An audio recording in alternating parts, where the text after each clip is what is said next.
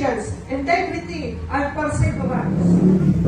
Naman, diha nga si Joseph, midagan, kay mingon ba ng asawa sa usang kagalon, ingon siya nga, Joseph, itulong ano daw, dali na mo dirian.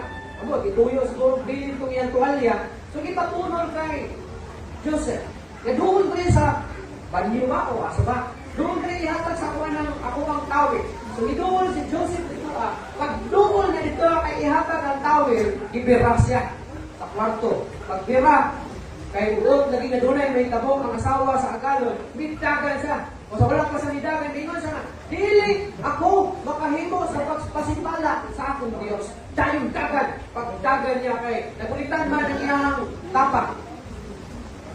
Dili sa likod. Pagbulit ka ron, nabilin. Pagbilin ka ron, isakit ang asawa.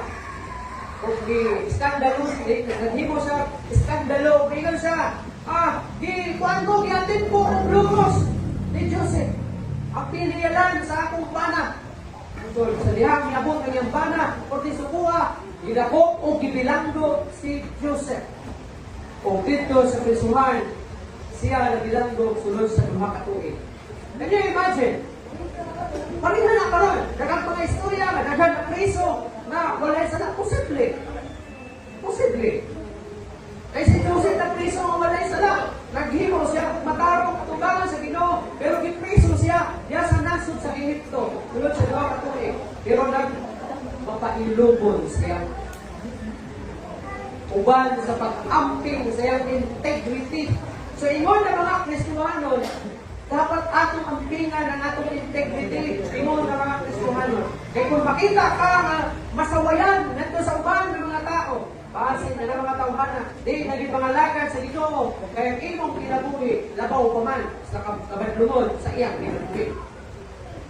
So may integrity and perseverance, wala siya muriklamo. Idawat niya ang punishment, bisan walay iko nga sumbanan sa hustisya o sa hukom, nagipakanakog batot na niya. So nagpailog siya sulod sa bilangguan sa daghan ng mga panahon. And then, ay mo siyang honest, forgiving, and did not retaliate. Kung pasabot ani, napriso siya because of his honesty. Dahil kung honest ka, mapriso ka. Murag inani. Kung ano tinukod, mapriso ka. Pero mas maayo na magtug-an ka tinukod. Kaya dili man para sa ikalipay sa lakong sa imo, kung dili para sa ikalipay sa Ginoo. And then forgiving and did not retaliate.